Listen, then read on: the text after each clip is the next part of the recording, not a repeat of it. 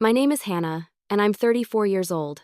I work as a school counselor in a small Oregon town, the kind of place where everyone knows everyone, and gossip travels faster than rain on a tin roof. For most of my adult life, Thanksgiving had been my favorite holiday. It wasn't about the food, though I've always loved the smell of cinnamon and roasted turkey. For me, it was about the people, the warmth, the laughter, the way we'd all squeeze around a too-small table and still find space for everyone. That was before everything changed. Before I learned that the person I trusted most had planned to turn that same holiday into my humiliation. It was 10 days before Thanksgiving when it all began. I had just finished a long day at school, talking to a student who was struggling with anxiety, and all I wanted was a quiet evening. On my way home, I decided to drop off a casserole dish I'd borrowed from my best friend, Claire. She and I had been inseparable since college. We'd shared apartments, heartbreaks, and even adopted the same stray cat for a few months before she moved in with her fiancé, Ethan. When I reached her house, her car wasn't in the driveway. I figured she was out running errands. Still, I had my spare key. She'd given it to me years ago, and I figured I'd just leave the dish in her kitchen and text her later. The house was spotless, like always.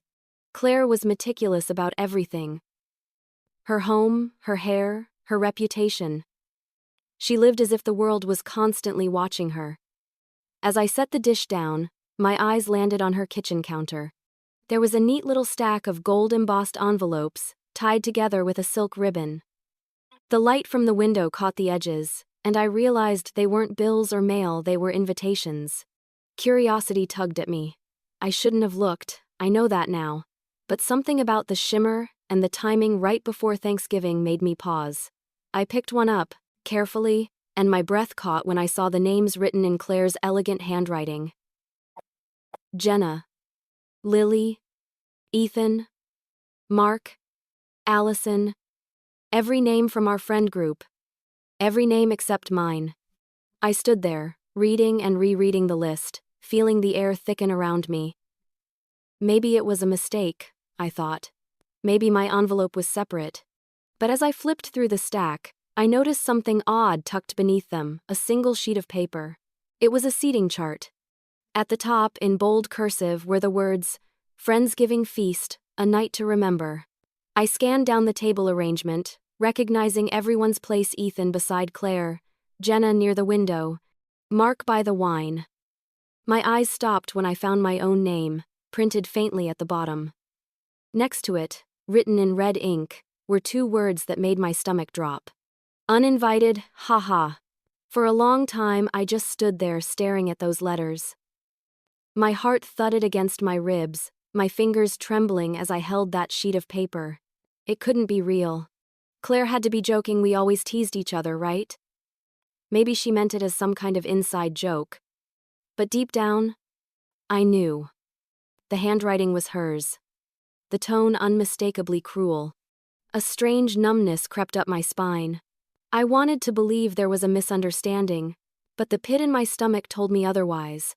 Claire wasn't just leaving me out, she was laughing about it. I carefully put everything back exactly as I'd found it and left her house without saying a word. The drive home was a blur. The November sky was gray, spitting light rain, and my wipers kept time with my racing thoughts. We'd been best friends for over 10 years. She'd been my rock through breakups, career changes, family losses, so why this? Why now? That night, I couldn't sleep. I kept replaying our last few conversations, searching for clues I'd missed. She had been distant lately, distracted. Ever since she got her promotion and started planning her wedding, something in her had shifted. She'd gone from confiding in me to competing with me. Every compliment felt backhanded.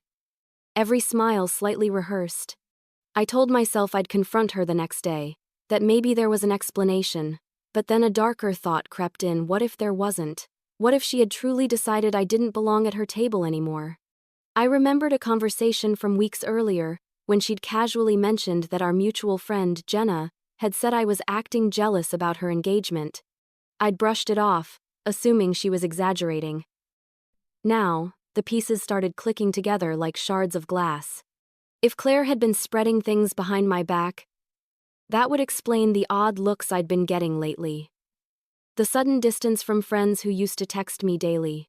The awkward silences when I walked into a room. I sat on my couch, my hands clutching a throw pillow, trying to make sense of it all. I wanted to cry, but the tears wouldn't come.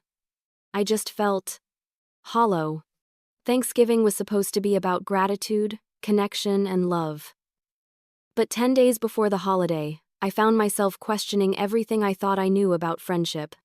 I couldn't understand why she'd do this, why she'd deliberately exclude me. Unless it wasn't just exclusion. Maybe she wanted me to find that invitation. Maybe she wanted me to see what she thought of me. The realization settled over me like a cold fog. I didn't know what she was planning yet, but one thing was clear: Claire wasn't my friend anymore. That was the moment I realized something was deeply wrong, and Claire had planned it that way. The thing about betrayal is that it never starts loud, it starts quiet, almost invisible. After finding that seating chart, I told myself I wouldn't jump to conclusions. I didn't want to believe that Claire, my best friend for over a decade, had actually done something so malicious. But the more I thought about it, the less sense it made to excuse her behavior. There were too many small cracks that had been forming long before that gold-embossed invitation ever appeared. When you've known someone as long as I'd known Claire, it's easy to ignore those cracks. You tell yourself that you're both just growing up, changing, evolving. You don't notice the shift right away: the slightly clipped tone in her texts, the way she starts showing up late to your coffee dates, or how she begins leaving you out of group chats. I saw those signs. I just didn't want to face them. We met when we were 22, both new to town and broke. We bonded over instant coffee and bad dating stories. For years, we were inseparable, two halves of a chaos-filled friendship that somehow worked. Claire was charming and loud, the kind of woman who could turn heads without even trying. I was quieter, the listener, the one who kept secrets and fixed messes. And maybe that's why it was so easy for her to cross a line, because I'd always let her lead. But something changed when she got engaged to Ethan. He was a decent man, polite and steady, and honestly, I was happy for her at first. Yet as the wedding planning began, so did her transformation. She became sharper, colder. Her words started carrying a strange edge, like every compliment had a hidden sting. When she told me she couldn't have me as her maid of honor because she wanted someone more organized, I laughed it off. But I went home that night and cried. I kept telling myself she was just stressed, planning a wedding, juggling work, trying to impress Ethan's family. I knew she cared about appearances, about being perfect. I thought if I gave her space, she'd come around. Then, about a month before Thanksgiving, rumors started to swirl, small at first, but cruel. A colleague at work pulled me aside one morning and said, "Hey, I heard from someone that you and Claire's fiancé used to date." I laughed out loud, thinking it was absurd. "No," I said. "Ethan and I are just friends." But the colleague didn't look convinced. That's when the pit in my stomach began to form. Later that week, Jenna, another friend in our circle, texted me asking if everything was okay between Claire and me. I told her it was fine, though I wasn't sure anymore. Jenna hesitated before replying. "Because Claire's been saying you've been acting weird around Ethan lately." Those words made my chest tighten. I typed back. "Like how?" Jenna's reply came slowly. "Just flirty. That you've been trying to get his attention." I sat there staring at my phone, my fingers trembling. I wanted to scream, to call Claire immediately and demand an explanation, but part of me knew she'd just deny it. She'd twist my words, like she always did when things got uncomfortable. The following weekend, she hosted a small brunch. I showed up, determined to act normal. But the tension was suffocating. Claire laughed too loudly at jokes that weren't funny and avoided meeting my eyes. When Ethan tried to make small talk with me, she reached over and placed her hand on his arm, possessive and deliberate. I caught the gesture, and so did he. He looked embarrassed. As I helped her clean up afterward, I decided to test the waters. "Hey," I said casually. "I heard some people think Ethan and I used to date." I laughed lightly, pretending it was ridiculous. She didn't laugh. She just looked at me for a long moment before saying, People see what they see, Hannah. Maybe you should be more careful. The words sliced through me like glass. There was no misunderstanding. She was the one who started it. After that, I began noticing how quickly people's attitudes toward me shifted. Friends who used to confide in me started keeping their distance. Invitations became less frequent. Even at work, some colleagues gave me strange looks. Claire had always been the center of our social world, and if she decided someone didn't belong, they didn't. I told myself it would blow over. But 10 days before Thanksgiving, when I found that uninvited note, I knew this wasn't gossip anymore. It was a calculated act. That night, I sat on my bed, scrolling through old photos of us trips, birthdays, nights, when we'd laughed until we cried. I wanted to find a clue, a moment that explained how we'd gone from inseparable to this. But all I found were memories of me supporting her through heartbreaks, job losses, and family drama. I'd been her shoulder to lean on.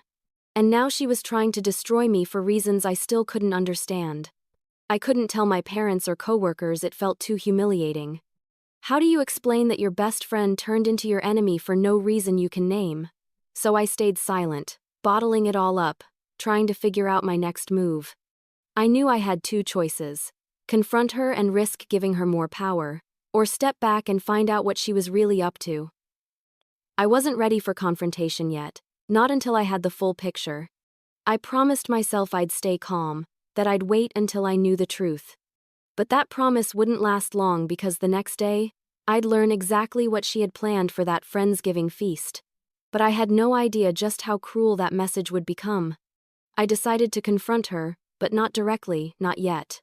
The morning after I found that seating chart, I woke up with a pit in my stomach and a racing mind. I needed answers, but I didn't trust myself to go straight to Claire. If she really had been plotting something against me, walking into her house again might only give her ammunition. Instead, I decided to start with someone who might know more. Jenna. Jenna had always been the peacekeeper in our group, the kind of person who tried to see the good in everyone. If anyone could give me a straight answer, it was her. So, I texted her, asking if she wanted to grab coffee before work.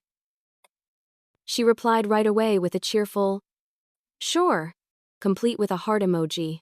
We met at Hollow Grounds, a cozy little coffee shop downtown where we'd spent countless mornings venting about life. I arrived first and ordered us both lattes, hers with almond milk, mine with oat. When she walked in, she looked the same as always. Friendly smile, soft curls. But there was something different in her eyes. A flicker of hesitation. I tried to keep my tone casual. "So, are you excited for Friendsgiving?" I asked, watching her reaction closely. She froze for just a split second before recovering with a tight smile. "Oh, yeah, it should be fun. Claire's been planning it for weeks." I nodded, pretending I hadn't already seen the invitations. "Weird, I didn't get one. Did she forget me, or?" Jenna's eyes darted away. She fiddled with her cup before saying, "You didn't get one?" Her voice was too careful, too slow. That was all I needed to know. "Nope," I said, forcing a laugh. "I stopped by her place yesterday, and I saw the invitations on her counter. My name wasn't there." Jenna's hand tightened around her coffee cup. She took a deep breath, her voice dropping low. "Hannah, I don't know if I should be saying this." "Please," I said softly. "Just tell me." She glanced around the cafe, as if afraid someone might overhear us. "Claire told everyone you probably wouldn't want to come. She said you've been acting weird around Ethan and that you've made her uncomfortable lately." The words hit me like ice water. Uncomfortable? Because I congratulated her on getting engaged? Jenna's expression was full of guilt. I didn't believe her at first. But then she said something about doing a Friendsgiving roast, that everyone was going to write little speeches, funny stories, like a light-hearted thing. I frowned. "A roast?" Jenna nodded slowly. "Yeah. But she made it sound like you'd be the punchline." The cafe noise seemed to fade around me. I stared down at the foam in my cup, watching it collapse in on itself. "She's planning to humiliate me?" I whispered. Jenna didn't respond right away. She just looked at me, her silence answering for her. "She told people it would be all in good fun," she finally said. But some of the jokes she mentioned were personal. Like really personal. I tried to steady my breathing, but my chest was tight. Did Ethan know about this? Jenna shook her head. I don't think so. He's barely been involved in the planning. But Hannah, she's been saying things about you for weeks, stuff that's not true. I leaned back in my chair, staring at the ceiling to keep the tears from spilling over. I'd known Claire was angry at me for something, but this was vindictive. A friendsgiving roast that wasn't meant to be funny at all, but cruel. Jenna reached across the table and squeezed my hand. I don't know why she's doing this, she said quietly. But I think you should stay away. If you go, she'll twist everything. You know how she gets. Her concern was genuine, and I appreciated it. But something inside me shifted. Stay away? No. That wasn't me. I'd spent too much of my life letting other people control the story, letting them paint me however they wanted. Not this time. I pulled my hand back and forced a calm smile. Thanks, Jenna. Really? I needed to know. She sighed. You're not going to go, are you? I didn't answer. I just sipped my coffee and looked out the window at the gray November sky. People were walking by, bundled in scarves and coats, carrying groceries and flowers, all preparing for holidays filled with love and family. And here I was, realizing that someone I loved was planning to destroy my reputation for entertainment. The more I thought about it, the more the anger replaced the hurt. Claire had always liked control over her image, her friends, her social circle, and I'd always been the one who smoothed things over when she crossed a line. Maybe that's why she thought she could get away with this. Maybe she assumed I'd just fade quietly out of her picture-perfect life. But she didn't know what I was capable of when pushed.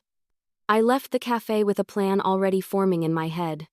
If Claire wanted to make Thanksgiving a night to remember, I would make sure she remembered it, just not the way she intended. I wasn't going to yell, or gossip, or stoop to her level. I was going to do what I did best: stay calm, stay composed, and find the truth. Because truth, once served, never spoils. That's when I realized. She wanted me gone, but I wasn't leaving quietly. If Claire wanted a show, I'd give her one, but not the one she expected.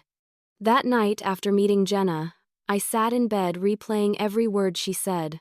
The idea that Claire was planning to humiliate me, not just exclude me, ignited something sharp and focused inside me. For the first time in weeks, the fog of confusion began to clear. This wasn't random. It wasn't a misunderstanding. It was deliberate. And if she wanted to play with fire, then I was done standing in the smoke. I opened my laptop and started digging. Years of friendship meant years of digital traces, messages, photos, posts, group chats. I'd never had a reason to go through them before, but as I scrolled, I started to see patterns I'd been too blind to notice. Claire had always used humor as a weapon, hiding cruelty behind a smile. Jokes that made people flinch, comments that sounded light until you replayed them later. Don't wear that color, Hannah, it washes you out. Ethan likes confident women. You should practice that sometime. We can't all be the responsible friend. I used to laugh those off, thinking it was just her way. But now I saw the truth. Every joke had been a rehearsal for this roast she was planning. The further I looked, the uglier it got. In our old group chat, I noticed subtle digs that I'd brushed aside at the time. Jokes about how I was married to my job or too serious to ever have fun. Nothing overtly cruel, but enough to plant seeds in people's minds. Claire was good at that. She could twist a perception with just a few careless words. I went through social media next. On her posts, there were comments from mutual friends, inside jokes that suddenly felt like coded messages. Don't leave Hannah alone with Ethan. Ha ha, one said under a group picture from last spring. I remembered that day clearly.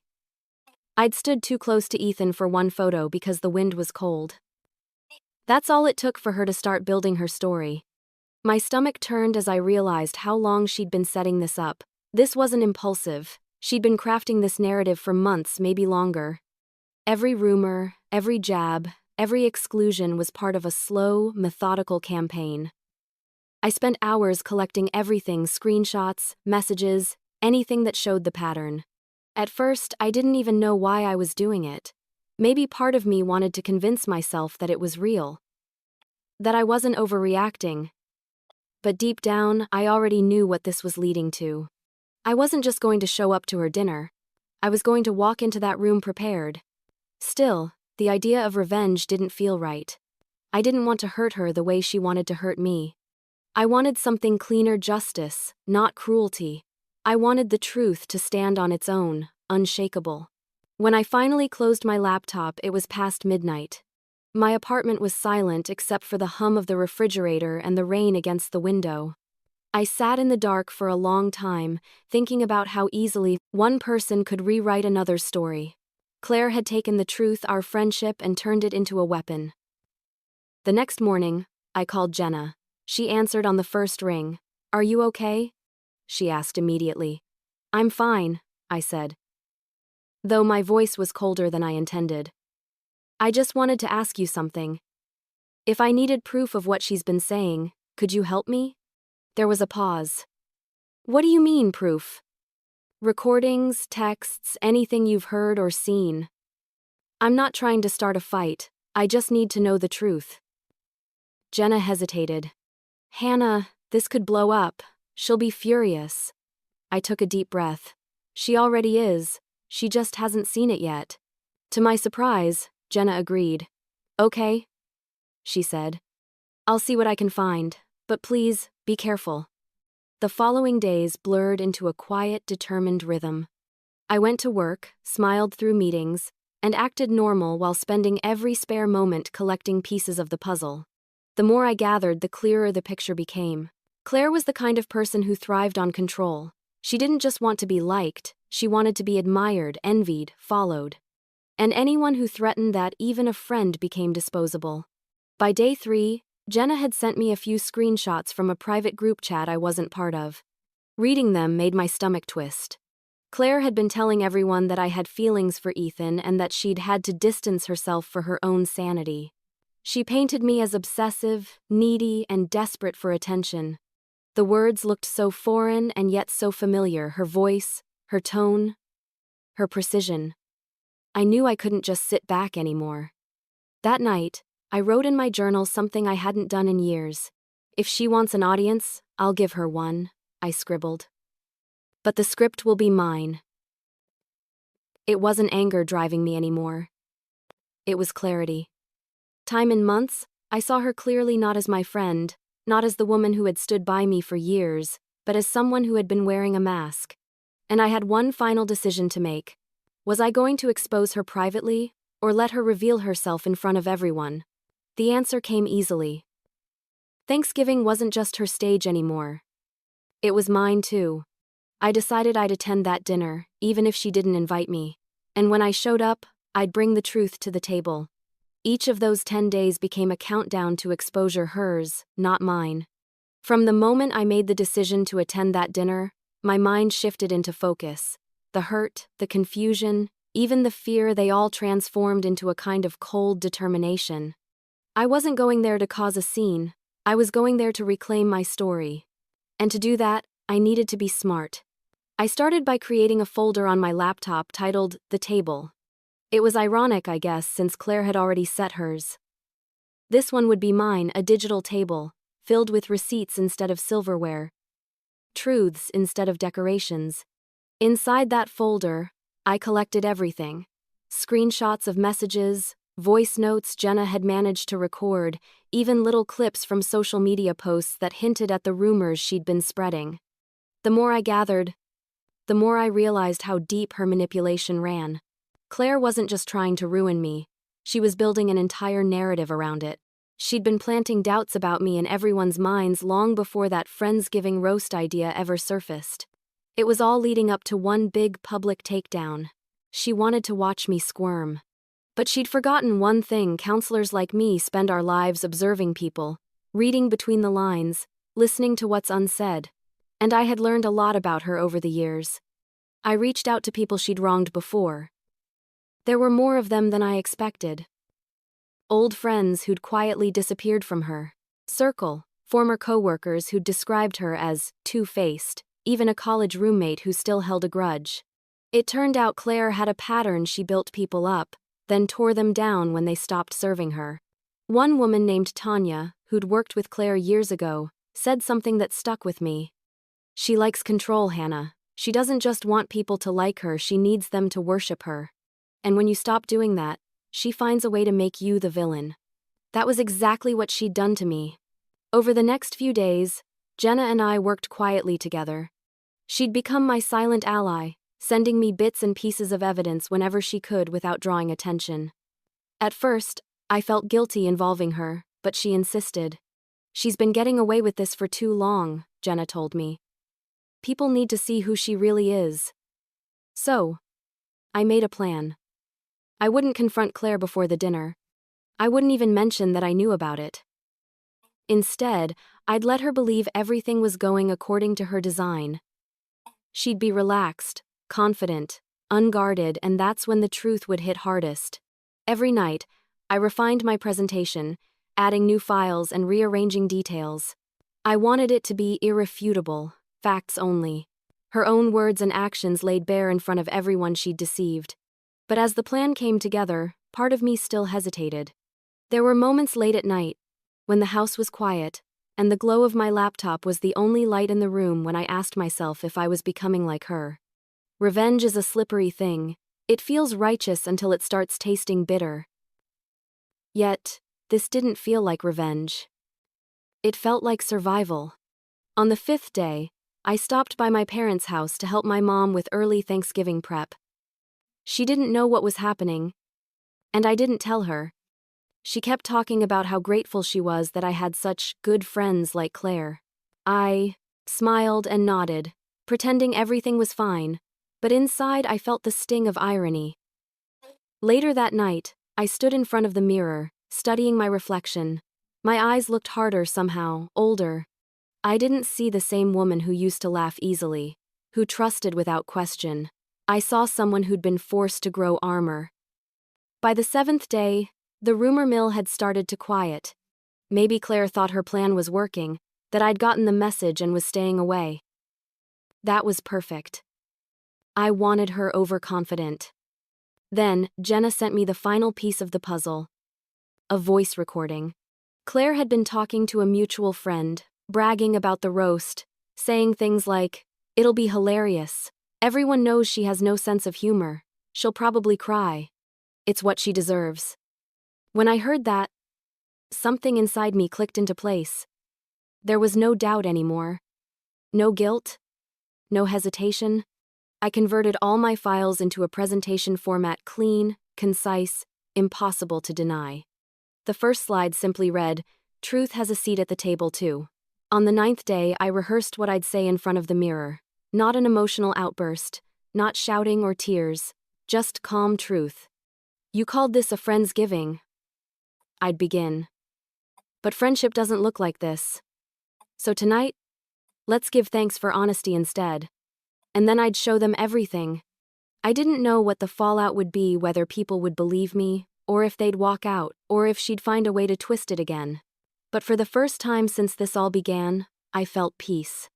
Because I wasn't afraid anymore. On the 10th night, I baked. It sounds strange, but baking always calmed me. I made my signature pumpkin pie, the same one Claire loved. It was symbolic, a piece of tradition amidst all the chaos. I wrapped it neatly, placed it in my fridge, and thought about the irony of it all.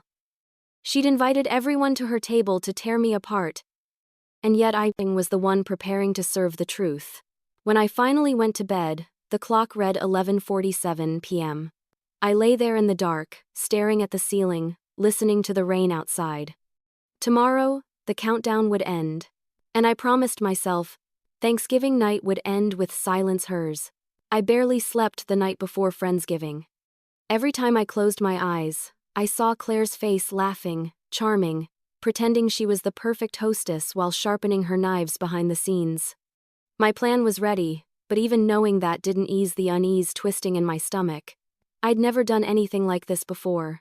I wasn't a confrontational person. I counseled people for a living, I listened, I healed. But this wasn't about confrontation anymore. This was about truth. The night before her dinner, I got home late from work. The November air was sharp, biting at my cheeks as I walked up the steps to my apartment. Inside, my laptop sat open on the table, the glowing screen still displaying the title slide of my presentation, "Truth Has a Seat at the Table Too." I stared at it for a long time before closing the lid. I'd spent 10 days preparing, but the weight of it all hit me that night. What if people didn't believe me? What if they turned on me again, the way they had when Claire's rumors first spread? That thought crept through my mind like smoke, filling every corner of my confidence. I shook my head, trying to silence it. I told myself what I always told my students. When you know the truth, you don't need permission to speak it. To calm my nerves, I started cleaning. There's something therapeutic about order, wiping down counters, folding laundry, straightening picture frames. My apartment smelled like cinnamon from the pie I'd baked earlier, the same one I planned to take tomorrow. I thought about how ironic it was using one of her favorite desserts as my peace offering. When I was done, I picked out my outfit for the next day.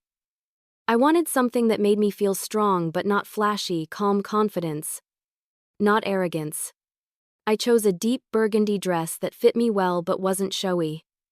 Simple gold earrings, my grandmother's ring, a small diamond surrounded by delicate silver vines. I wasn't dressing for her, I was dressing for myself. I poured a glass of wine and sat on my couch, staring out the window at the dark street below. The rain had turned to mist, soft and steady. Everything felt still. I picked up my phone and scrolled through photos of Claire and me, birthdays, hikes, coffee runs, movie nights. Every image felt like a lie now. I couldn't help but wonder when she'd started resenting me. Was it jealousy? Insecurity? Or had she always seen me as someone to use, not someone to love? Maybe I'd never really known her at all. A notification popped up on my screen, a group photo Claire had just posted on social media. The caption read, "Tomorrow's going to be unforgettable. Can't wait for a night full of laughs and friendship." The comments were filled with hearts and laughing emojis. It made my stomach twist. She really thought she'd already won. That post wasn't just an update, it was a message to me. A victory lap before the game even started. I didn't comment. I didn't like it. I just took a screenshot and saved it to the table folder, another piece of her arrogance neatly documented. I went to bed around midnight, but my mind wouldn't shut off. I kept thinking about how things used to be. I remembered the first Thanksgiving we ever shared years ago, before any of this. We were broke college graduates, sitting on the floor of our apartment, eating rotisserie chicken because we couldn't afford a turkey. We laughed until we cried that night. Back then, her laughter had been real. I missed that version of her, the version I could trust. But people change. Some for better. Some for worse. At around 2 a.m, I gave up, on sleep, and went into the kitchen. I packed my bag carefully. Laptop, HDMI adapter, flash drive, and a printed backup of everything just in case.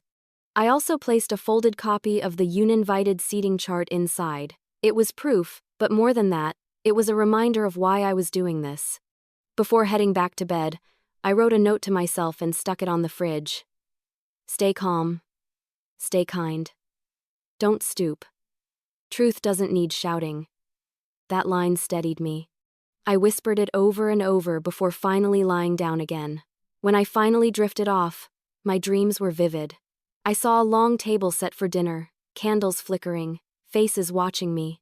Claire stood at the head, smiling with that perfect, polished grin. But this time, when I looked down at my plate, it wasn't food sitting there, it was the seating chart, the one that said uninvited. And when I looked back up, the entire table was empty. Everyone was gone. I woke up with my heart racing and the taste of fear in my mouth.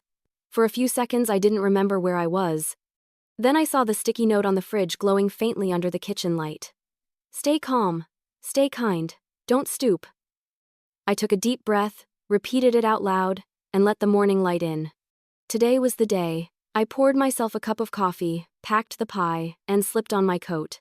The invitation I'd never received sat folded neatly on the passenger seat of my car, right next to the laptop bag. As I started the engine, I stared at my reflection in the rearview mirror. My face looked steady, composed. But underneath it all was a current of quiet fury, not wild, not reckless, just cold and certain.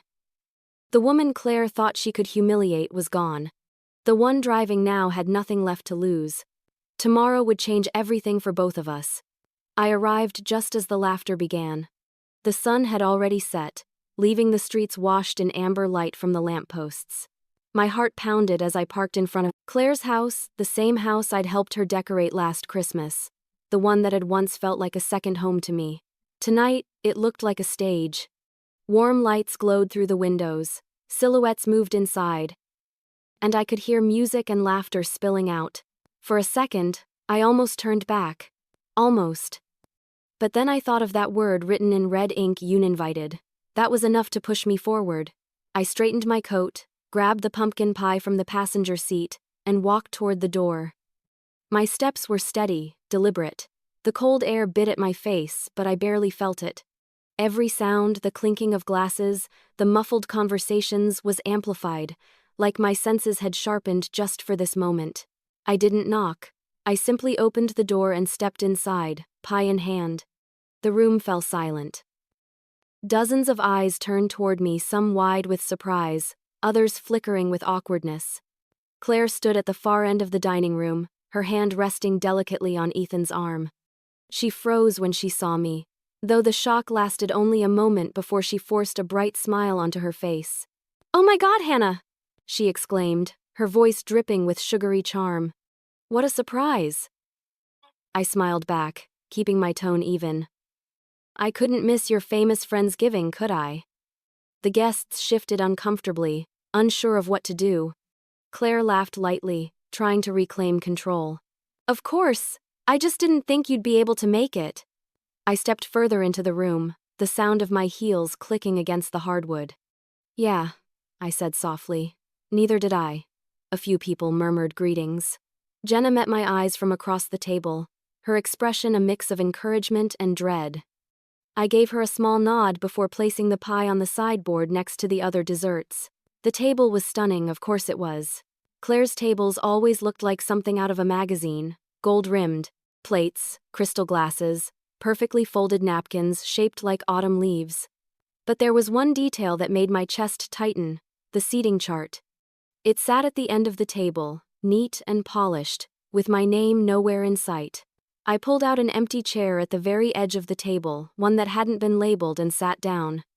The conversation slowly resumed, forced and stilted. Claire poured herself more wine, her smile tighter now, her voice slightly higher when she spoke. She thought she could hide her panic, but I knew her too well. Dinner began. The food was beautiful, just like always: roasted turkey, cranberry sauce, buttery rolls. Ethan carved the meat while Claire floated from guest to guest, playing the perfect hostess. But every time her eyes met mine, her mask slipped just a little. The air buzzed with tension. People talked, but their laughter was too loud, their smiles too forced. They all knew something was off, even if they didn't understand what. Halfway through the meal, Claire finally decided to take control. She clinked her glass with a fork, her laugh echoing through the room. "All right, everyone," she said cheerfully. "Time for the roast." My stomach clenched, but I didn't move. She went on, pretending not to see the unease ripple around the table. "You all know the rules. We each share a little story about someone funny, light-hearted, just for laughs." She winked, her gaze landing on me. "Don't worry, Hannah, we'll keep it gentle." That earned a few nervous chuckles. I felt Jenna's foot nudge mine under the table, a silent question. "Are you sure about this?" I didn't answer. I just smiled politely and reached for my glass of water. One by one, people stood up and shared harmless jokes. Mark teased Ethan about his terrible dancing. Lily joked about forgetting to thaw the turkey last year. Everyone laughed. For a brief moment, it almost felt normal. Then Claire stood. She held her wineglass aloft, the golden light catching the rim. Okay, she said. Her tone, mock-modest. "I guess it's my turn." The room quieted. "I'd like to dedicate my roast," she began, smiling sweetly, "to someone who's been such an inspiration to me, truly." She turned her gaze to me. "Hannah, I kept my face still, my hands folded neatly in my lap. Claire continued, her voice dripping with false affection. You've always been so dedicated, always there to give advice. Some might say too much advice. Laughter scattered weakly around the table. She smirked. And you've always had a way with men, such a listener, such a comforter. Ethan says you could be a therapist for relationships if you weren't always in the middle of them. The laughter this time was louder. I could feel the heat rising in my face, but I didn't move. She went on, each line cutting deeper, each joke more venomous. She talked about how I couldn't keep a man, how I made everything about myself, how some people just don't understand boundaries. It wasn't a roast, it was a character assassination wrapped in laughter. When she finished, she raised her glass. Two old friends and new beginnings. Everyone hesitated. Some lifted their glasses weakly. Others stared at their plates. Claire looked triumphant until I stood up. The movement was slow, deliberate. I placed my napkin neatly beside my plate, my heart steady, my voice calm. That was quite the performance, I said softly. Mind if I return the favor? A hush fell over the room. Claire's smile faltered. Oh, Hannah. I don't think. I cut her off gently. You said it was a night for honesty, didn't you? A night to remember? I reached down and lifted my laptop bag from the floor. Jenna's eyes widened. She knew what was coming. I plugged the HDMI cord into the TV mounted on the wall and waited as the screen came to life. Let's give thanks, I said, quietly, for truth. The first slide appeared. And as the roast began, I realized her trap was already set.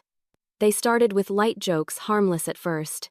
But as soon as I stood up and connected my laptop to the TV, the mood in the room shifted completely. The laughter that had filled the air moments ago thinned into an uneasy silence. I could feel every pair of eyes on me waiting, watching, confused. Claire still wore her practiced hostess smile, but I saw it falter, just slightly. When the first slide appeared on the screen, it was a photo of me and her from a few years ago, our arms around each other, smiling on one of our girls' trips. The caption I'd added beneath it read, "Before the stories started." A few awkward chuckles rippled through the room, unsure of what was happening. I didn't rush. I let the image sit there for a moment before I spoke. Claire, I said softly, keeping my tone calm, almost gentle. You said tonight was about honesty, so I think it's only fair I share my story too. Her eyes narrowed slightly. Hannah, this really isn't. I raised a hand. Just give me 2 minutes, then you can go back to your dinner. She forced a laugh. Okay, fine. Go ahead. A series of screenshots appeared, group chat messages, familiar names, and Claire's words in crisp white bubbles.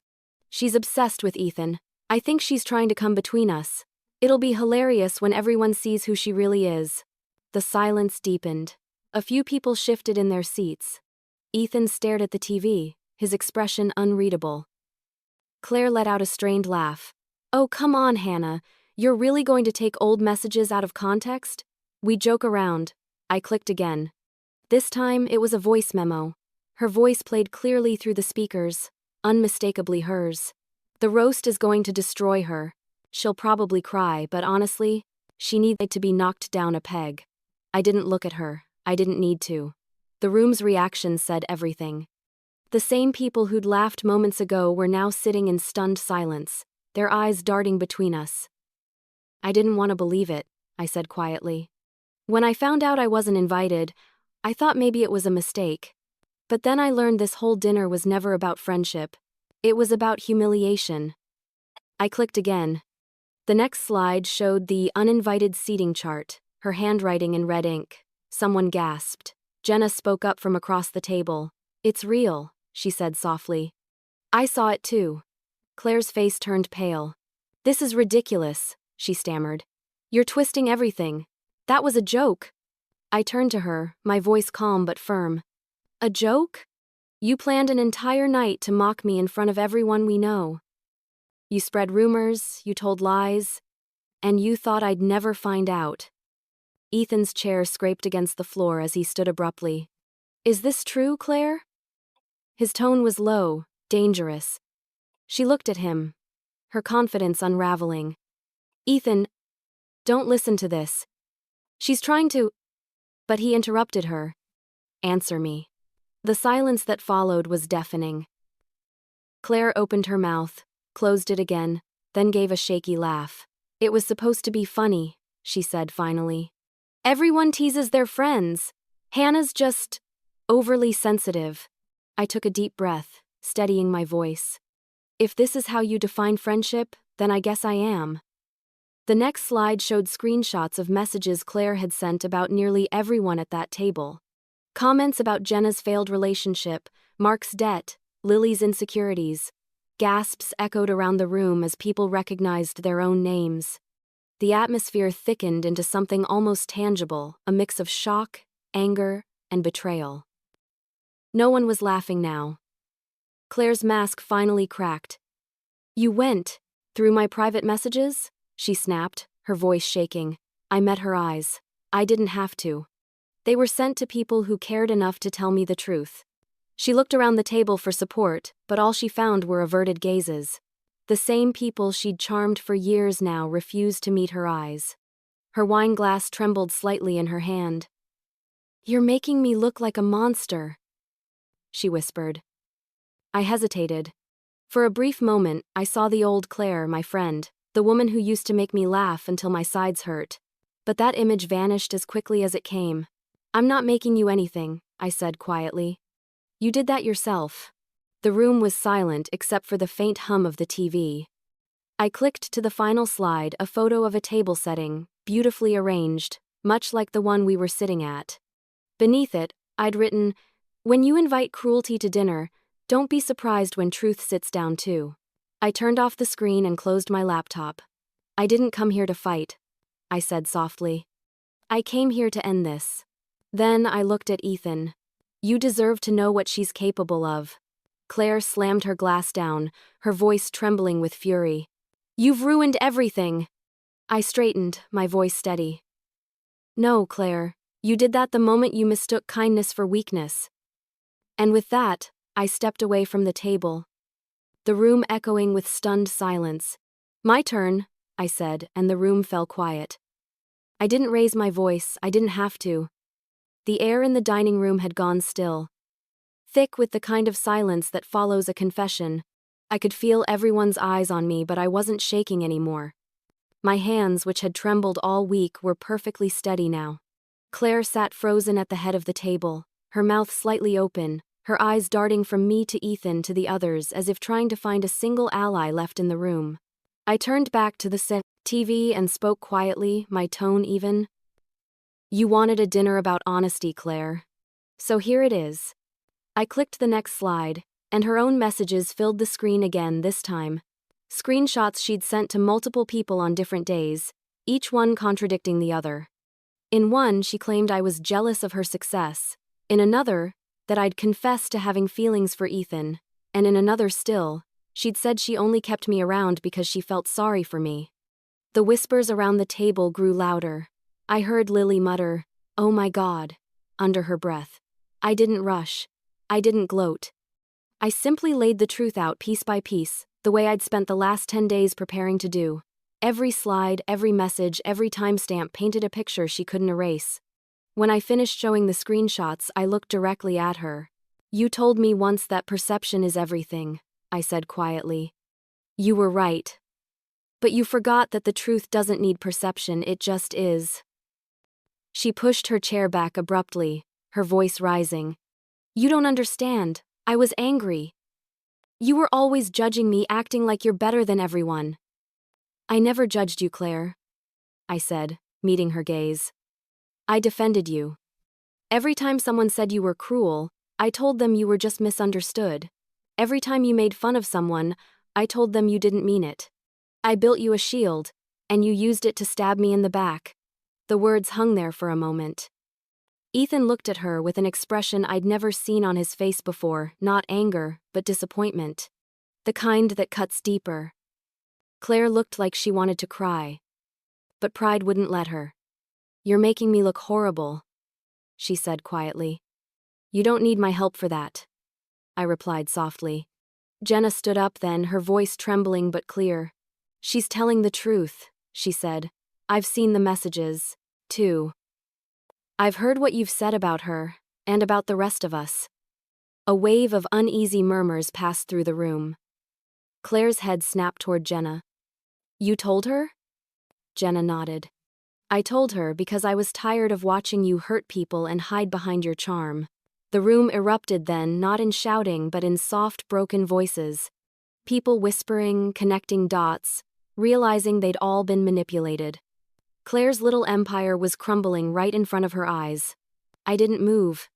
I just stood there, calm and silent, watching it all unravel. When the noise died down, I spoke again. I'm not here to destroy you, Claire. I came because I wanted to remind you and everyone here that friendship isn't supposed to look like this. It's not supposed to humiliate or control. It's supposed to protect. Ethan exhaled sharply, his voice low. So it's true. All of it. Claire didn't answer. Her shoulders slumped as tears welled in her eyes. Ethan, please, she whispered. You have to believe me. But he just shook his head. I believed you for months. I believed you when you said Hannah was trying to come between us. I believed you when you said she was unstable, and now I can see who you really are. He stood, his chair scraping loudly against the floor. I'm done, Claire. Her face crumpled, her composure finally breaking. No, please don't do this. He didn't respond. He just walked away, moving past me without a word. For a moment, I thought he might say something. But he didn't have to. The silence between us was enough. When the front door closed behind him, the sound echoed through the room like a final gavel strike. I turned off the TV and unplugged the HDMI cord, slipping my laptop back into its bag. Around me, people were still whispering, some to each other, some to themselves. A few couldn't even look at her. Claire sat motionless, tears streaking down her face, her carefully applied makeup smudging beneath her eyes. I didn't mean for it to go this far, she said faintly. I looked at her one last time. You never mean for it to. But it always does. She lowered her head, sobbing quietly. I didn't feel triumph. I didn't even feel satisfaction. I just felt empty. The truth had been served, but it didn't taste sweet. It tasted like ashes. I glanced at Jenna and gave her a small nod. She looked relieved, maybe even proud. The others slowly began to gather their things, murmuring goodbyes that didn't sound like goodbyes at all. I picked up the pumpkin pie I'd brought and set it gently on the table in front of Claire. You can keep this, I said softly. I lost my appetite. Then I turned and walked toward the door. As I stepped outside, the cold air hit me like a baptism. I could still hear the faint sound of crying behind me, muffled through the walls. The night sky was clear for the first time in days. I looked up, exhaled. And for the first time since this nightmare began, I felt free. I didn't look back. I didn't need to. The truth had done its job. By the time the last message faded, she was speechless. Ethan was the first to break the silence. The sound of his chair scraping against the floor was the only thing that cut through the heavy quiet hanging in the room. For a moment, I thought he might defend her, try to calm things down, but instead, he turned toward Claire, his voice steady and low. Is this true? Claire blinked, mascara streaking her cheeks. Ethan, please, you don't understand, she said, reaching for his hand. He pulled away. I understand perfectly, he said. I just listen to your own voice. I don't need to understand anything else. She shook her head, tears spilling freely now. You're believing her over me? After everything? He looked at me briefly, then back at her. I'm not believing anyone. I'm believing what I just saw and heard. You've been lying, Claire. To me. To everyone. She stood, her voice breaking. It was supposed to be a joke. Just a joke that got out of hand. Ethan's tone hardened. You called it a roast. But you made it cruel. You turned everyone against her. You humiliated your best friend for entertainment. How is that a joke? Her lips trembled, and she reached for him again, but he stepped back. The room felt colder now. The candles flickered, their soft light revealing faces full of pity and disbelief.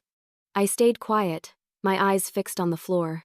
I didn't want to gloat, didn't want to make this worse. I had done what I came to do, the truth was out, and it was enough. But Ethan wasn't done. He walked over to me, his voice calmer now, gentler. I owe you an apology, he said, for believing things that weren't true, for staying silent when I should have asked questions. I met his eyes, surprised by the sincerity in them. You don't owe me anything, Ethan, I said softly. You were manipulated, same as everyone else.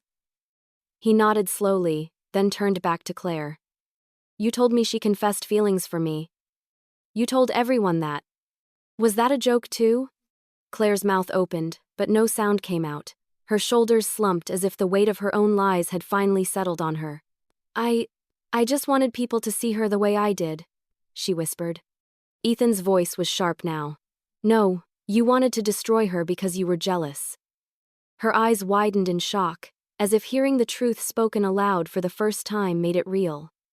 Jealous? Of what? Of her, he said simply.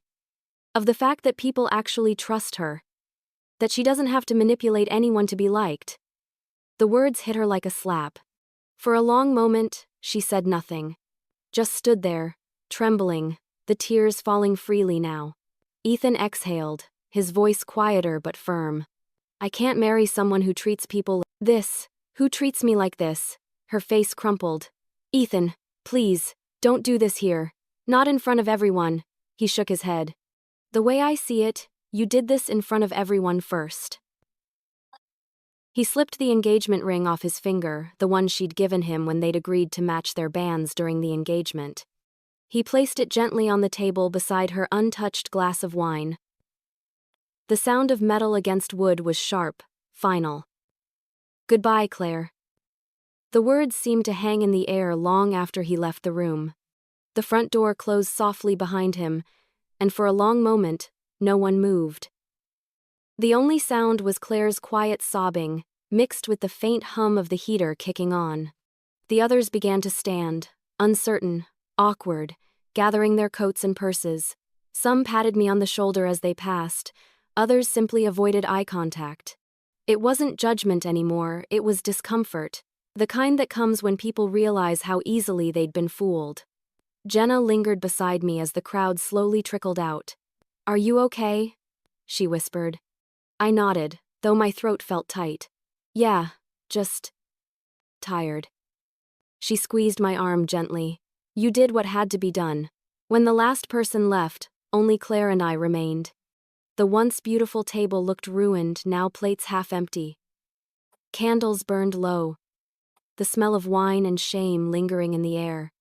Claire sat down heavily, staring at the ring Ethan had left behind. Her voice was barely audible. You've taken everything from me. I looked at her. Not with anger, but with something close to pity. No, I said softly. You took it from yourself. She didn't respond. Just sat there, staring blankly ahead. I picked up my laptop bag, hesitated for a moment, then said, I didn't want this to end like this, Claire. I really didn't. Her voice cracked. Then why did you come? I paused at the doorway. Because you invited me the moment. You planned to humiliate me. I just RSVP'd differently. I walked out without another word. The night air felt cold but clean, sharp against my skin. I could still hear faint sobs coming from inside as I made my way to the car. For the first time in weeks, my chest didn't feel heavy anymore. As I sat behind the wheel, I closed my eyes and took a deep breath. The tension, the hurt, the anger, it all began to dissolve, leaving behind something gentler. It wasn't joy or satisfaction. It was peace. Sometimes truth doesn't heal right away. Sometimes it burns first, clearing the rot so something better can grow. I started the engine and drove away without looking back. The house behind me disappeared into the darkness, and with it, the last remnants of the friendship I thought I had. And for the first time, I felt peace, not revenge. The party ended in stunned silence. By the time I drove away from Claire's house, it was close to midnight. The streets were nearly empty, the rain falling in thin, misty sheets.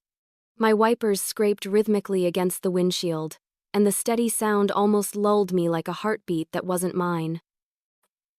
I should have felt triumphant, vindicated even. But all I felt was drained. It was like my body hadn't caught up to what had just happened.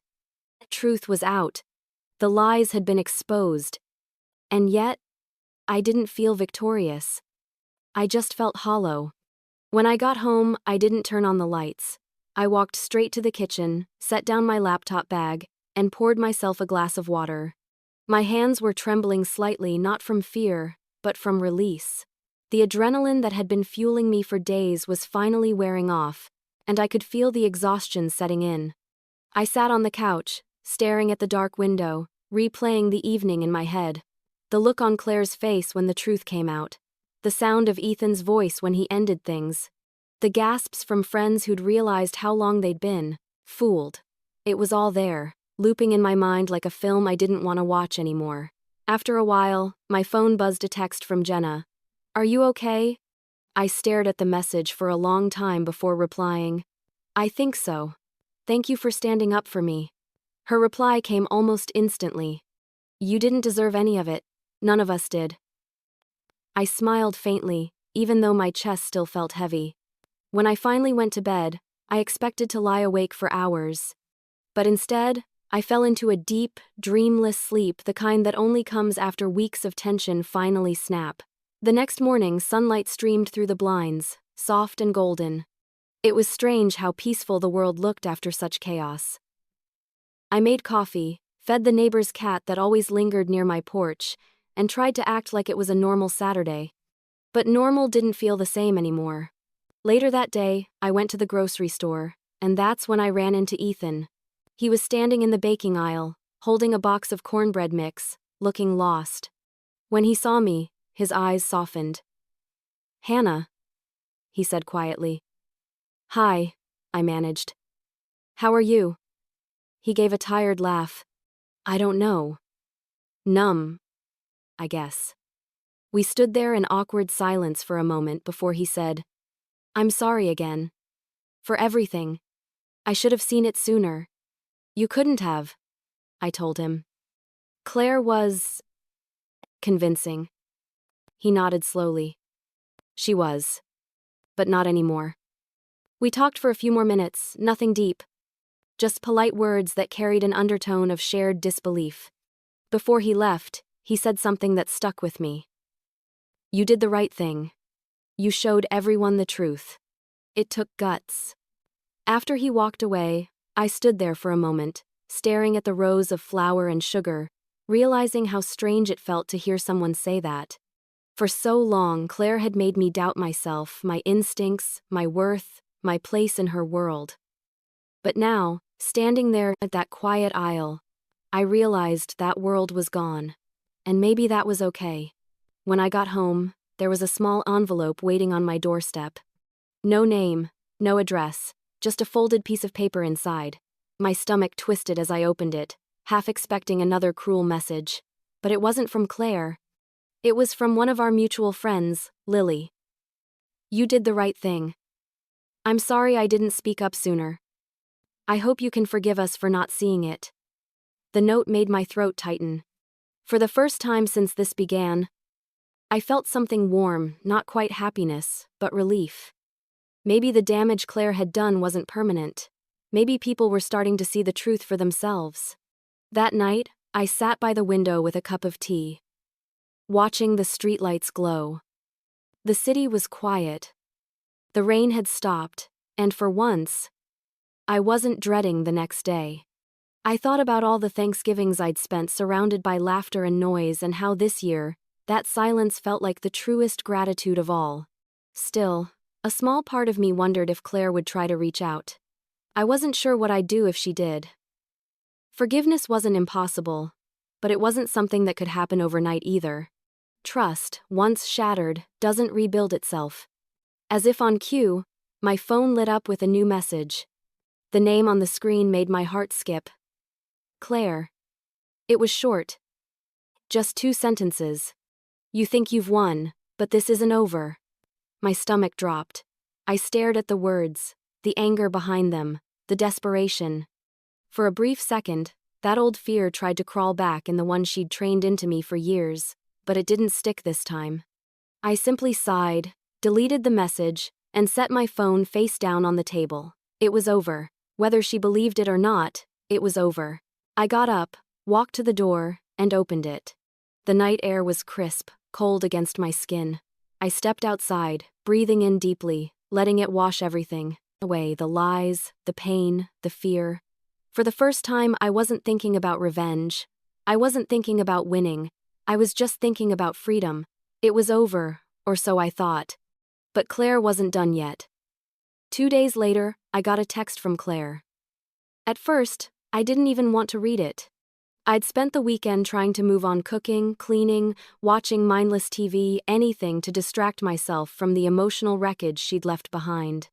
But there it was, flashing across my screen while I was pouring coffee Monday morning. You ruined everything, I'll make you regret it. Just 10 words, no punctuation, no explanation. But the venom in them was unmistakable. I stared at the message for a long time, my pulse quickening. For a moment, old instincts took over: fear, anxiety, that awful flutter in my chest that came from being her target. Then I took a deep breath and put the phone down. I wasn't that woman anymore. Still, the message haunted me. I'd hoped that night at her dinner would be the end of it. I'd hoped that exposing her lies would be enough to make her stop. But Claire was never the kind of person who let things end quietly. She had to have the last word. Always. That afternoon, I met Jenna for lunch. She looked exhausted. Like she hadn't slept either. She texted me too, she admitted, stirring her coffee. Said I was a traitor. Said she's going to make people see who we really are. Whatever that means. I sighed. It means she's spiraling. Jenna frowned. Do you think she'll actually do something? I hesitated before answering. Knowing her, yes, but not directly. She'll do it through whispers, posts, stories. That's her style. Quiet destruction. And I was right. By that evening, the first social media posts appeared. Subtle at first, vague quotes about fake friends and snakes who smile. But soon they became more pointed. She posted an old photo of us with the caption, "Not everyone who claims to be a victim is innocent." Then came the rumors. People started messaging me, asking if what she was saying was true, that I'd hacked her private messages, that I'd manipulated Ethan, that I was obsessed with attention. She was rewriting the narrative again, only this time, she was losing control faster than she realized. Because I had proof. And now I also had help. Jenna put me in touch with a friend of hers, a lawyer who specialized in online harassment. When I explained what was happening, she didn't seem surprised. This kind of behavior is common, she said.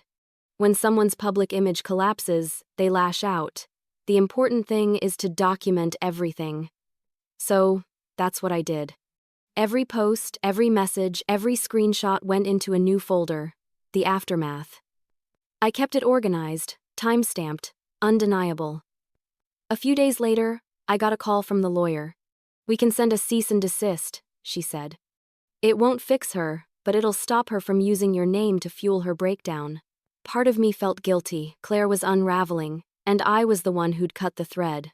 But then I remembered how merciless she'd been, how she'd laughed about watching me cry. That guilt evaporated. We sent the letter. It was firm but professional, a legal warning outlining her behavior and the potential consequences if she continued. When the lawyer emailed me a copy, I felt something I hadn't felt in weeks: control. The next morning, I got one final text from Claire. You think a piece of paper scares me? You'll regret ever crossing me. But after that, nothing. No posts, no messages, no mentions. Just silence. A few days later, Jenna called. You're not going to believe this, she said. Claire got suspended from her job. Apparently, someone from her workplace had seen her online rants and reported them to HR. The company had a strict policy against public harassment, even off the clock. When they reviewed the screenshots, they found enough to take immediate action. "She's not fired," Jenna added. "Just suspended. But she's furious." I didn't feel happy, just numb. This wasn't the victory I wanted. I hadn't set out to destroy her. I just wanted her to stop destroying me. But life has a way of returning the energy you put into it. That night, I deleted the table folder from my computer. I didn't need it anymore. I'd already lived every file, every moment, every betrayal. Keeping it felt like keeping a wound open. Thanksgiving came and went quietly that year. My parents invited me over, and for the first time in years, I didn't feel like I was pretending. The smell of roasted turkey and pie filled the air, and the laughter that surrounded the table was genuine. No hidden agendas, no sharp smiles. Just peace. Between bites of pumpkin pie, my mom asked, "Are you still friends with that girl you used to work with? Claire?" I hesitated for a moment, then smiled softly. "Not anymore." My dad nodded approvingly. "Good. Sometimes losing a friend is just another way of finding yourself." That line stayed with me.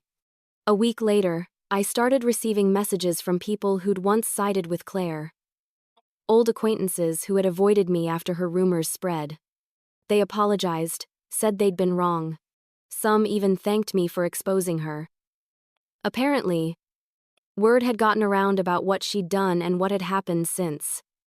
By then, though, I didn't need apologies. I didn't need validation. All I wanted was peace. One cold December morning, as I was wrapping gifts for my family, there was a knock on my door. I wasn't expecting anyone. When I opened it, a small package sat on the mat. No return address. Inside was a single note, written in handwriting I knew too well. "You got what you wanted. I'm leaving. Don't worry, you'll never hear from me again." For a long time, I just stared at the note, unsure how to feel. Relief, sadness, maybe both. I folded it neatly and tucked it into a drawer, not as a reminder of pain, but as proof that the chapter had finally closed. Life moved on after that. Slowly, quietly, beautifully. I started volunteering at a women's shelter on weekends, helping people rebuild their confidence after toxic relationships and manipulative friendships. It felt right. Healing others helped heal me. For months, everything was calm. Until one morning, nearly a year later, I heard a knock on my door again. I wasn't sure why, but this time, my heart didn't race. I just smiled faintly and opened it. And then, unexpectedly, I received a knock on my door. It was Ethan. I froze for a moment when I opened the door. I hadn't seen him since that night, the night everything had fallen apart. The soft winter light behind him cast his face in a pale glow, and he looked different somehow. Older, tired, but calmer. He held a small box in his hands, the edges worn as if it had been handled too many times. "Hey, Hannah," he said, his voice low. "I hope it's okay that I came by." I stepped aside and gestured for him to come in. "Of course, it's good to see you." He smiled faintly, stepping into my living room. I'd been decorating for Christmas, nothing extravagant, just a small tree in the corner and a few lights strung along the window. The air smelled faintly of pine and cinnamon, and for some reason, that scent made the moment feel softer. Ethan set the box on the coffee table and rubbed the back of his neck, clearly nervous. "I didn't know how else to do this," he said. "What's that?" I asked, nodding toward the box. He hesitated before opening it. Inside was a small velvet pouch and a folded piece of paper. He pulled the paper out and handed it to me. "It's a note," he said quietly. "From Claire." I blinked, taken aback. My hands hesitated before unfolding it. The handwriting was unmistakable hers, looping and graceful, even now. "Hannah, I don't expect forgiveness. I just want you to know that I'm sorry. Truly." I lost myself somewhere along the way in jealousy, in fear, in the need to be seen. You didn't deserve what I did to you. You were my friend, and I ruined that. I don't blame you for anything that happened afterward. I've been getting help. Therapy. It's hard, but I'm trying. This belongs to you. I should have given it back years ago. Claire, when I looked up, Ethan was watching me closely. She gave me that before she left town, he said. She moved a few months ago. Somewhere in Montana, I think. She's trying to start over. I nodded slowly, my eyes falling to the velvet pouch. My fingers trembled slightly as I opened it. Inside was a silver bracelet with tiny etched vines, delicate and familiar. My bracelet. I hadn't seen it in years. I'd lost it one night after a party at Claire's house, and she'd insisted she hadn't seen it. I never pressed the issue, even though I'd always suspected otherwise. I traced the metal gently, memories rushing back like soft waves. She kept it all this time, I whispered. Ethan nodded. She said she took it because she wanted something that was yours. She said it made her feel like she was enough. That confession made my heart ache in a way I hadn't expected. For months, all I'd seen in Claire was cruelty, manipulation, and betrayal. But now, for the first time, I saw her humanity again. Broken, flawed, and struggling, but still there. I set the bracelet down carefully. Thank you for bringing this, I said softly. You didn't have to. He gave a small shrug. I wanted to, I guess I needed closure too. We sat in silence for a while, the quiet between us surprisingly comfortable. Eventually, he said, I left Oregon after everything, moved to Washington, started fresh. I thought I'd be angry forever, but I'm not. I just feel sorry for her now. I nodded. Yeah, me too. He looked at me for a long moment. You handled everything better than I could have. You didn't attack her. You just told the truth. That's rare. I smiled faintly. It didn't feel rare at the time. It just felt necessary. He laughed softly, the first genuine laugh I'd heard from him since before everything fell apart. You always were the calm one, he said. For a while we just talked about work, family, little things. The kind of normal conversation that felt like a balm after so much chaos. There was no tension, no unspoken guilt, just two people who had survived the same storm and come out on the other side. When he finally stood to leave, I walked him to the door. The air outside was crisp, the faintest snow beginning to fall. He turned to me, his breath visible in the cold. Do you think you'll ever forgive her? He asked quietly. I thought about it for a long moment before answering. Maybe. Not today, but someday. I think forgiveness isn't about her anymore. It's about me letting go. He nodded slowly, understanding. You always did have a stronger heart than most. I smiled, though there was a trace of sadness in it. I just learned the hard way that peace isn't something people give you, it's something you build yourself. He smiled back, then reached into his pocket and handed me a small card. My new number, he said. In case you ever need a friend. I took it, grateful. Thank you, Ethan. He hesitated for a moment, then said softly, You know, she was right about one thing. I raised an eyebrow. Oh? You really are unforgettable. Before I could respond, he turned and walked down the steps, the snow catching in his hair. I watched him go until he disappeared around the corner. Then I looked down at the bracelet still resting in my hand. A furs, stolen thing finally returned, a wound finally closing. I slipped it onto my wrist.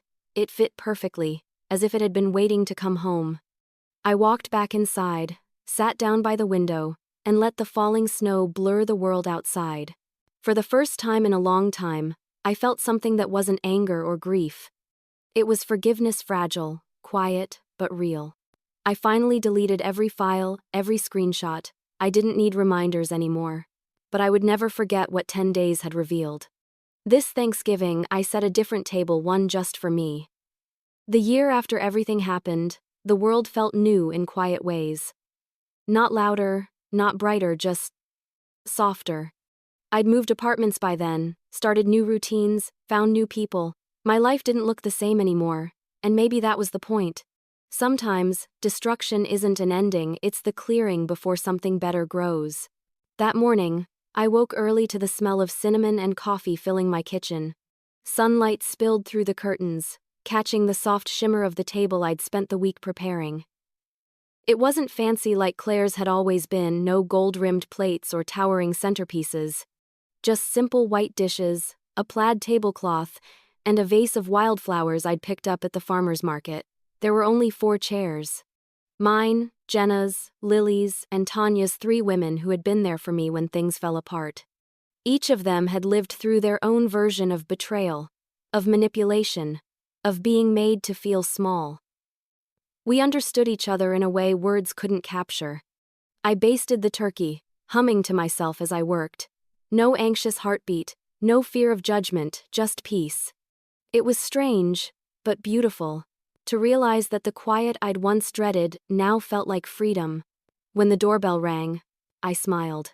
Jenna was first, carrying a tray of cornbread. "I know it's not fancy," she said, laughing, "but it's all I could manage after that nightmare of a week." "Perfect," I said, hugging her tightly. "Exactly what I wanted." Lily arrived next, followed by Tanya, who'd driven 2 hours to be there. As we all gathered in my small kitchen, the sound of laughter filled the space, the kind of laughter that didn't come with hidden barbs or polite facades. It was genuine, soft, healing. Over dinner, we talked about everything and nothing: work, family, plans for the holidays. At one point, Jenna lifted her glass and said, "To new beginnings and to friends who choose truth over comfort." We clinked glasses, and I felt a lump rise in my throat. For years, I'd thought friendship meant loyalty no matter what. But now, I understood real loyalty isn't about blind allegiance. It's about honesty, even when it hurts. As the evening went on, the conversation drifted to Claire. Not out of bitterness, but curiosity.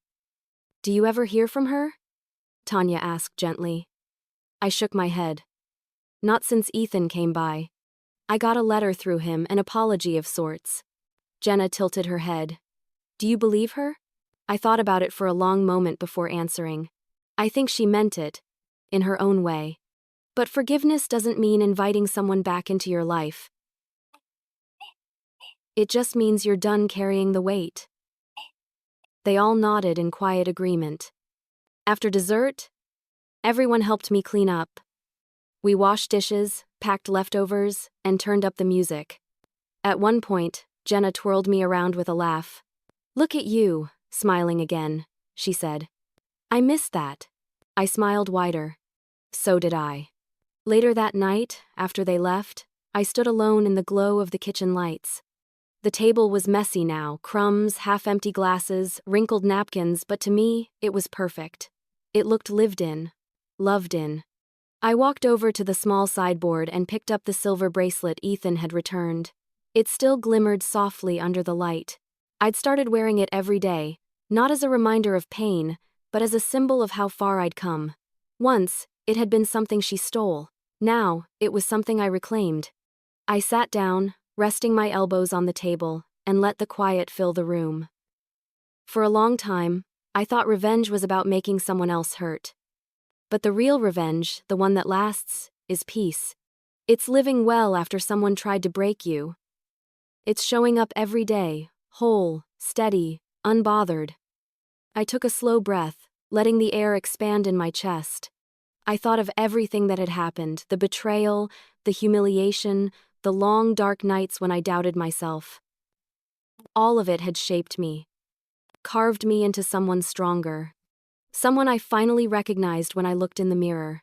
Before heading to bed, I took out my journal, the one I'd been keeping since that night at Claire's dinner. I flipped to a blank page and began to write. It's been a year since I found that invitation. A year since I discovered what betrayal can do. But it's also been a year since I learned what truth can heal. I thought revenge meant exposing her. But it meant something else entirely, reclaiming my peace. I didn't destroy her table. I built my own. When I finished writing, I closed the journal and smiled. Outside, the night was still. The moon hung low, soft and golden, and I could hear faint laughter from a neighboring house. Families, friends, love the world kept turning. And for once, I felt perfectly aligned with it. I got up, walked to the window, and looked out at the quiet street below. The air was cold, crisp, full of promise. And there it was, that same feeling I'd been chasing all year. Not vengeance, not victory, just peace. As I turned off the lights and headed to bed, I glanced once more at the table, my table, and smiled. 10 days before Thanksgiving, I found her plan to humiliate me. But in the end, I set a table no one could take from me.